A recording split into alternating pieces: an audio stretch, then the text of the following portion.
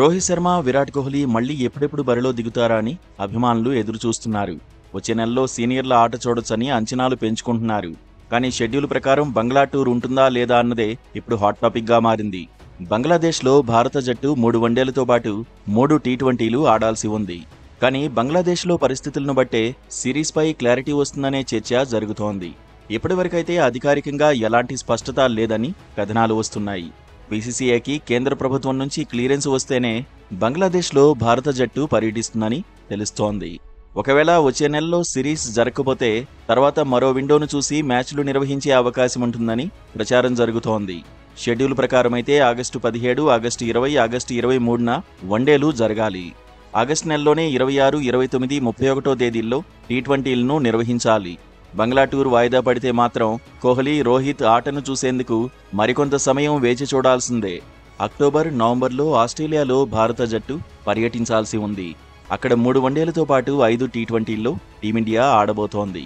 Schedule ప్రకారం బంగ్లాదేశ్తో series జరగకపోతే అక్టోబర్లోనే సీనియర్లు అంతర్జాతీయ క్రికెట్లో కనిపిస్తారు.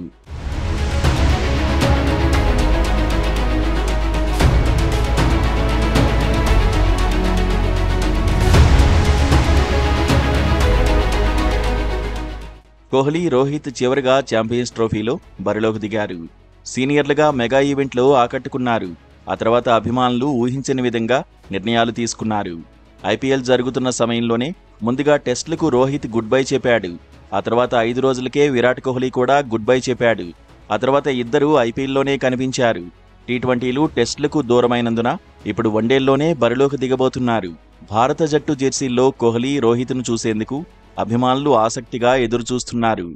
వన్డేలకే పరిమితమైనందున ఇద్దరికీ కావలసినంత విశ్రాంతి దొరుకుతోంది.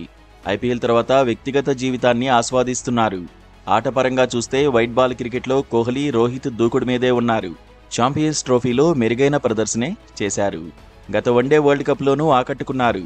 50 ఓవర్ల ఆటలో నిలకడైన ప్రదర్శనతో అభిమానులను అలరించేందుకు ప్రయత్నిస్తూనే ఉన్నారు. ఫామ్ పరంగా ఇబ్బందులేమీ కనిపించడం లేదు.